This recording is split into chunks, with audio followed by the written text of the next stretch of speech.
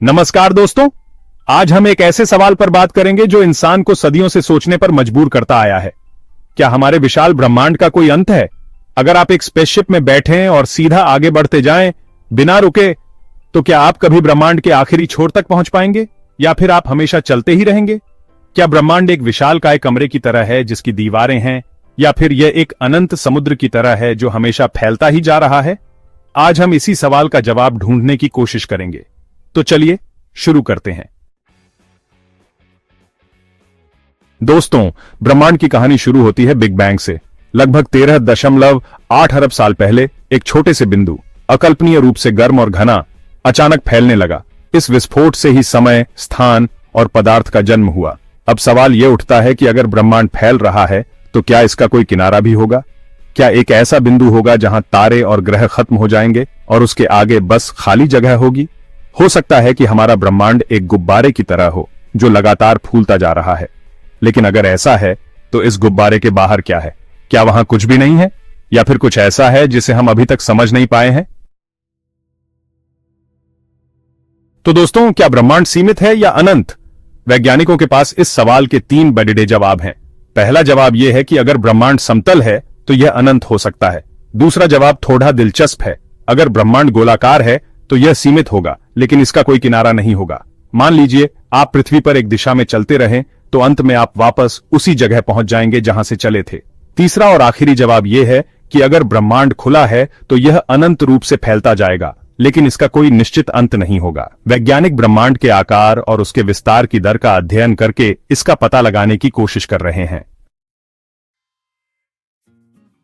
दोस्तों, हमारे पास ब्रह्मांड की सीमा जानने के लिए कुछ खास उपकरण हैं, जैसे कि हबल टेलीस्कोप और जेम्स वेब टेलीस्कोप। ये टेलीस्कोप हमें अरबों प्रकाश वर्ष दूर स्थित आकाश गंगाओं को देखने की क्षमता प्रदान करते हैं। इनकी मदद से हम ऑब्जर्वेबल यूनिवर्स यानी देख सकने योग्य ब्रह्मांड को देख पाते हैं। और ये देख सकने योग्य ब्रह्मांड लगभग 93 अरब प्रकाश वर्ष चौड़ा है। यह दूरी इतनी विशाल है कि इसकी कल्पना करना भी मुश्किल है। लेकिन यहां एक और सवाल उठता है, क्या इसका मतलब यह है कि ब्रह्मांड बस इतना ही बड़ा है? हकीकत में दोस्तों, यह जरूरी नहीं है। ब्रह्मांड हमारे देख सकने योग्य ब्रह्मांड से भी कहीं ज्यादा विशाल हो सकता है। हो सकता है कि वहां अरबों खरबों आकाश गंगाएं हों, अनगिनत तारे और ग्रह हों जिनकी रोशनी अभी तक हम तक नहीं पहुंची है। इसका मतलब यह हुआ कि हम ब्रह्मांड के एक छोटे से हिस्से को ही देख पाते हैं। बाकी ब्रह्मांड हमारे लिए अभी भी एक रहस्य बना हुआ है। अब तक हमने ब्रह्मांड के आकार और उसके रहस्यों के बारे में जाना, लेकिन एक और सवाल जो हमें सोचने पर मजबूर करता है वो ये है कि इस विशाल ब्रह्मांड का अंत कैसे होगा? क्या यह हमेशा के लिए ऐसे ही फैलता रहेगा या फिर एक दिन सब कुछ खत्म हो जाएगा?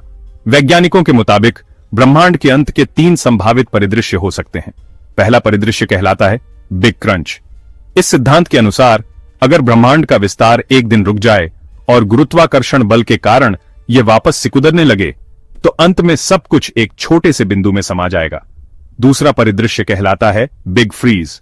इस सिद्धांत के अनुसार अगर ब्रह्मांड अनंत काल तक फैलता रहा तो एक समय ऐसा आएगा जब सभी तारों का ईंधन खत्म हो जाएगा और वे बुझ जाएंगे। तीसरा और आखिरी परिदृश्य है बिग रिप।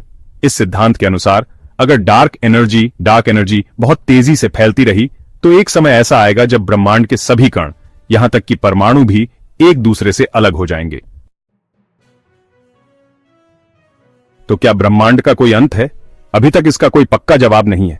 हो सकता है कि ब्रह्मांड अनंत हो या फिर इसका कोई सीमित आकार हो, पर एक बात तो तय है, हम जितना जानते हैं उससे कहीं ज्यादा अभी जानना बाकी है।